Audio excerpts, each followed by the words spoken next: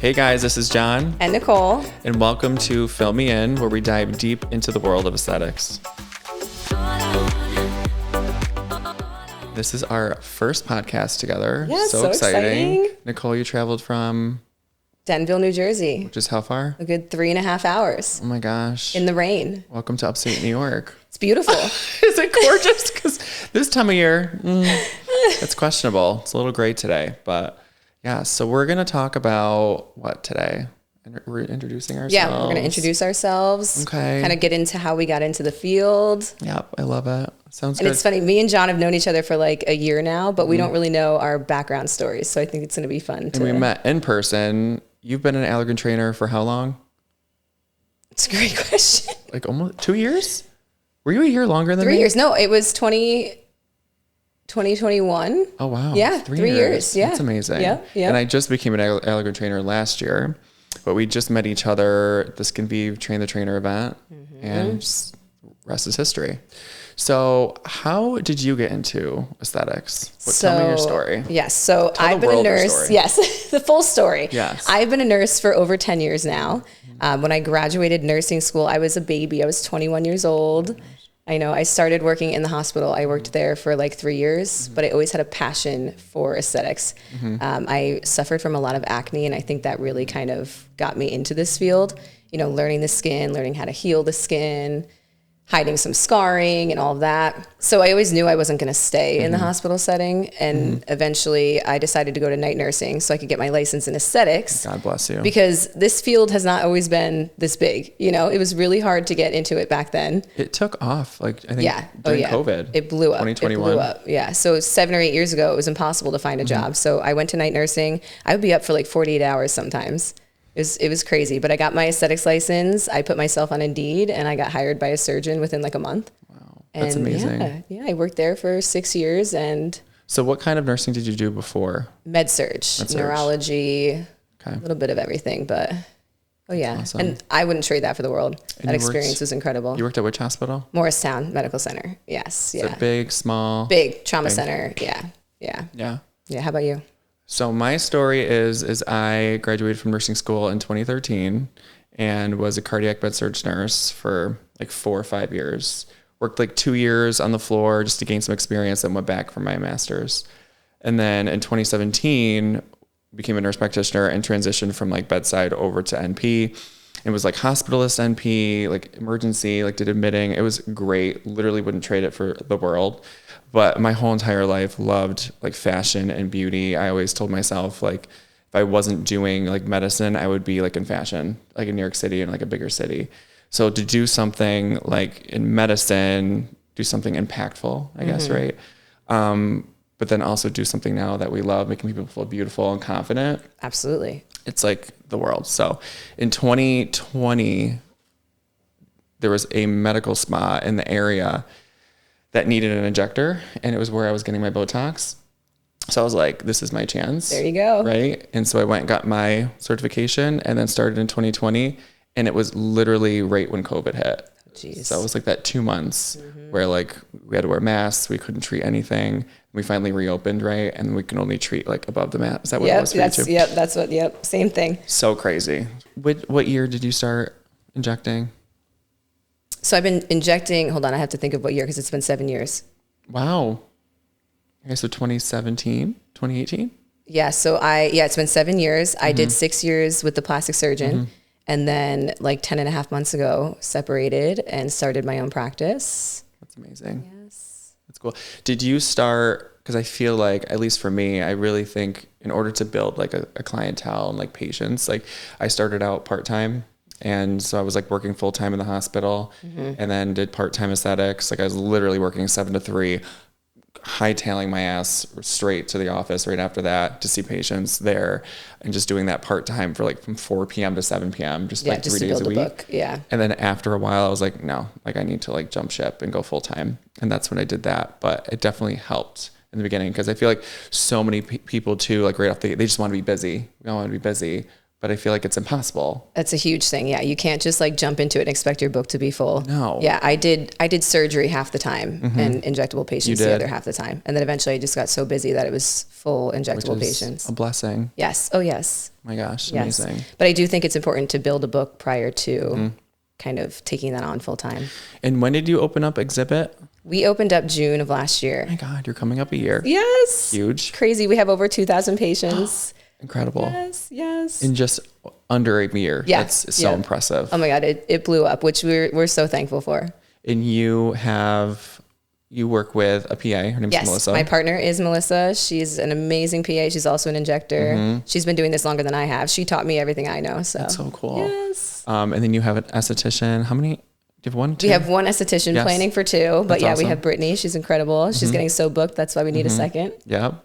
That's great. It's a And good problem you to have an SD too? We have an SD. Yes. She was actually our receptionist when we first opened, and she was just, doing consultations over the phone. I feel like once you're in the aesthetics industry for so long, you kind of get to know a little bit of everything. Absolutely. And I was like looking at her and I'm like, you need to just become an esthetician and put your knowledge to work, because she had such a passion for aesthetics. And with your skin history, same thing with her. It kind of just propelled her to becoming an esthetician. And now she's a certified acne expert, and she's just loving it. I love that. Yeah. And it's good to hone in on something in the beginning, especially. Yeah. Yeah. And then as you build your book, you can kind of branch out. Yeah. But I think that's great too. Definitely growth within the space, I think is awesome. Yeah. And then your patients already know her. Huge. That's great. And they're just like, oh, I know Claire, or I know so-and-so, Brittany, or whatever. Right. That's so nice. Yep. So Jon, tell me how you opened this and how you got into having your own business. Yeah. So I felt like I was so thankful for the previous office that I worked at. They gave me the foundation, they sent me to trainings, they really believed in me. But I think there's a certain point where you kind of evaluate, what you're doing, and you're like, I kind of want to do things my own way. And it's nothing against, the way things were going where you were. But you have your own vision, your own dream, and you want to pursue that. So that's I kind of had a haha moment. I went home and I was like, this is the time. I need to do my thing. So you never realize it's so easy to say, I'm going to open up my own business, my own practice, but there's so much that goes along with that. Oh yeah. And thankfully, kind of like yourself, it sounds like you have the right people in your corner just to support you and love you and help you through it. Of course. Yeah. So it was in January that, I gave my notice, and I stayed on, and we ended up, I think my last day was in February, around Valentine's Day. And then we opened up here March 15th of 2022. Wow. So that was it's quick. been 2 years. Oh, wait, I'm sorry. You said February, then March, but it wasn't quick. That was quick. I left in February and I opened up here in March. Okay. But I thought you said 2 years. Here. Yeah. Now. Okay. Sorry. Start 2022. over. Start that thought over. Because then you said in 2 years, I was like, that was quick. It was long. No. So I gave You opened quick. Yes. Go ahead. So Sorry. I gave my notice in January, and then I left mid-February, right around Valentine's Day of 2022. And then I opened up here March 15th of 2022. So super quick. Insane. And then now we have around 4,000 patients right now. That's amazing, crazy. Jon. It's that's insane. Amazing. And that's why we're slowly growing out of this space. And that's one thing I'll say too, and I think you agree with this. You're going through the same problem, is the square footage. I came here and I'm like, this is perfect. I'm just doing injectables. Yes, this is the only thing I'm doing, right? And then I'm talking to my fiance and he's like, you can't just do injectables. You talk about skin and injectables in all of your appointments. Right. So that's why I'm like, okay, I need to, purchase some lasers and get an RN to do some things and different modalities. And I'm so glad now that I did that. But yeah. And I think to trail back, you saying, the place you were at before, you just kind of want to do things your own way. Yes. And I think taking time with patients is a major thing, especially when you're working for someone else. It's hard to take the time that you really want to take with patients, really educate them the way you want to educate them, and give them the experience you want them to have, because you don't have control over the environment. 100%. So I think that was a huge factor for me too. Yeah. And that's one thing too. I feel like your office is the same vibe. I wanted something where patients walk through the door and yes, it's a medical aesthetics practice, but they make them feel at home, comfortable, more intimate, and, less nerve wracking, because a lot of people think this is scary and it's really not. And this is like more of like a welcoming atmosphere. Right. We hear that all the time. Like, I'm so intimidated. I didn't want to come in. So we're the same way. Yep. Then they come in and then they like, that's why I have like, a specific scent when you walk in, and like even just having a scent when you walk in, it like just calms people down, and it makes them feel like grounded. Absolutely. Absolutely. It's so nice. Yeah. So you were an RN, when did you get your NP? So I did that about 3.5 years ago. Okay. Yeah. I decided, I was just like, you know what, I'm going to do this. Why not? And this is when you were in aesthetics already? Yeah. So I was already in aesthetics. I was working for the surgeon at the time. So I actually worked 7 days a week. I did my clinicals Saturday, Sunday, Monday, and I worked Tuesday through Friday. Oh my God. Yeah, it was exhausting. But again, send me great your therapist, experience. please. Like, oh my God. Yeah, it was crazy. It was crazy. But yeah, I felt like it was really, you have to. And nowadays with certain states, things change, and you've definitely seen RNs have issues with their licenses down the line with injecting and things like that. Luckily, we don't have the issue in New York or New Jersey, but I just wanted really to have that behind me, that NP behind me. And for opening your own practice, it definitely helps. We can co-own and yeah, all those things. No, I hear you. That's awesome. Yeah. Like I did the same thing. Like oh my God, I worked full time. Like I think I worked like 2 16-hour shifts and an 8-hour shift, like at the hospital, just because I had to have benefits too, like full-time job. And then I was going to NP school full time, and you're doing clinicals on top of it. And you're just like, the balance is so hard. But I think people think it's so easy to get into this field. Yes, I was just going to say that. They think it's money. They think it's all those things, right? But there's so much work that has to go into it. I've been to like seminars and things like that before, where the speakers will kind of just tell people in the audience asking, how do you get into this? Like, oh, just go for it, just open your practice. And I feel like that's not the greatest idea, because it really is. There's so much overhead. There's so much that we don't know as medical providers. There's so much business side that we don't know. And it takes time. It really takes time to build a book. And not a lot of us, like as medical providers, and I think everyone can agree with this, like we're not the best business people sometimes. You know what I mean? So, and that's why when you open up your own practice, that's the whole realm that opens up, and you're like, wow. And that's why you need to ask for help, if you don't know those things. But yeah, like what would you say is your best piece of advice for like people that are interested in getting into aesthetics? Like what would you tell them? Getting a lawyer. Yeah. Yes, a lawyer. We have insurance. 2. Yes. But finding a good medical compliance lawyer is really going to give you everything that you need, because you obviously have to first make sure you're compliant.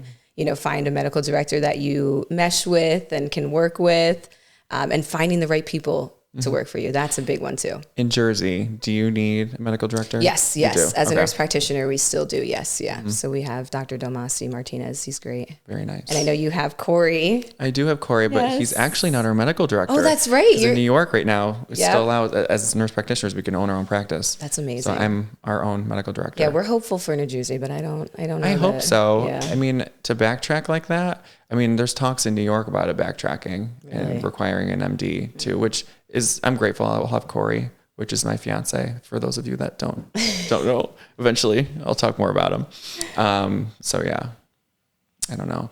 But for me, I think the best piece of advice for me is to definitely invest in yourself.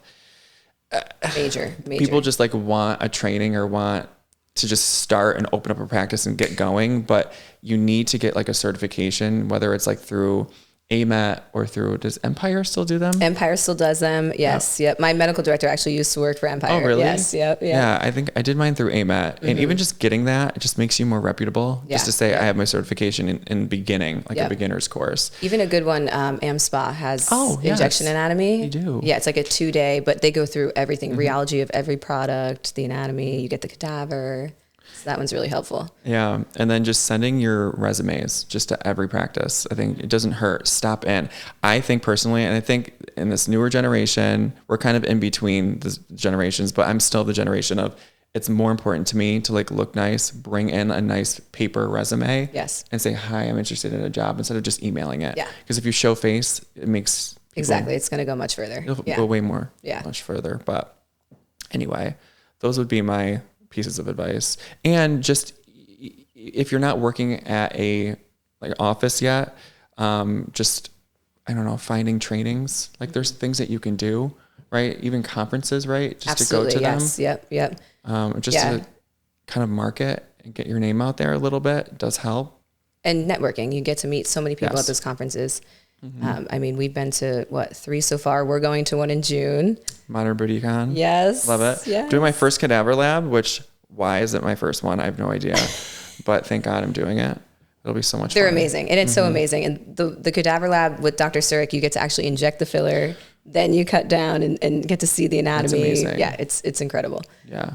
Because people forget a lot of what we do is invisible. Like we are placing product, but you're not really getting to see. And every face is different. Yep. Everybody's anatomy is different. So it's really good to hone in on that and get to see it. That's one thing I've learned, like the more cadaver labs you do, like I was watching, do you know Jade Ramadan, if you're watching? You know Jade Ramadan?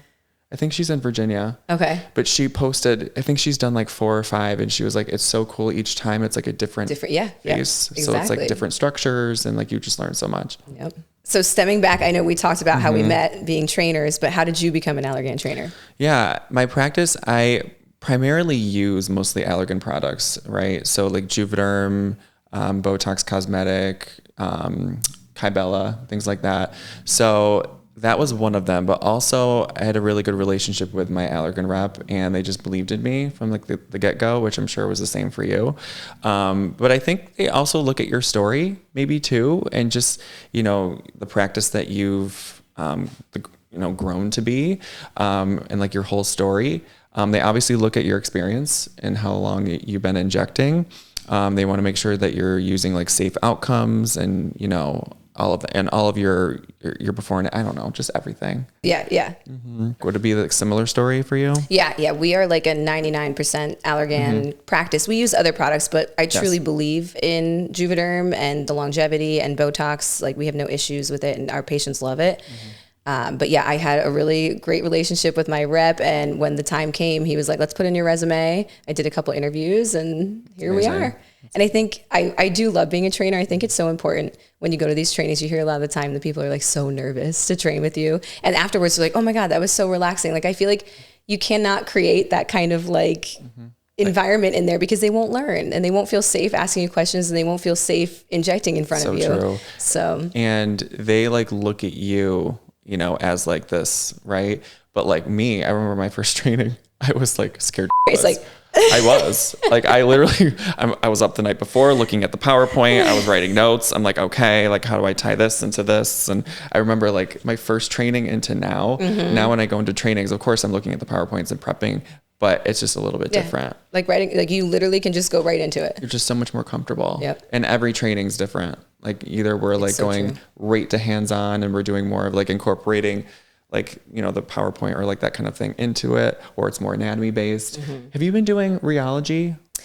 Recently, that's like a big thing now. Yes. Yep. I feel like I've been getting a lot more newer injectors. So it's kind of like the whole rheology, the anatomy. And that's something I wish, that's actually something I didn't have when I first started. Agreed. Like no one would like dive deep into the rheology. I feel like I didn't get that until only the past couple of years. Agreed. And I think that's why I love being a trainer too, because I think education is huge. And I feel like that's how we create safer injectors for our patients, because when we first started in this field, you didn't have that. No. Yeah. So it is nice. So many more opportunities for trainings. We didn't get this amount of training.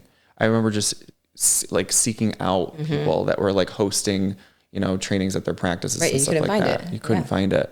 Rheology. So a lot of people wonder what that means. It's basically picking certain fillers are meant for certain areas of the face. Like they have different viscosities. They were made chemically different to either be in the lips or the cheeks. Like the filler that's supposed to be in the cheeks, like Juvederm Voluma, or the chin, right, provides more structure, more lift capacity. So there's terms like G prime, and there's terms like cohesivity.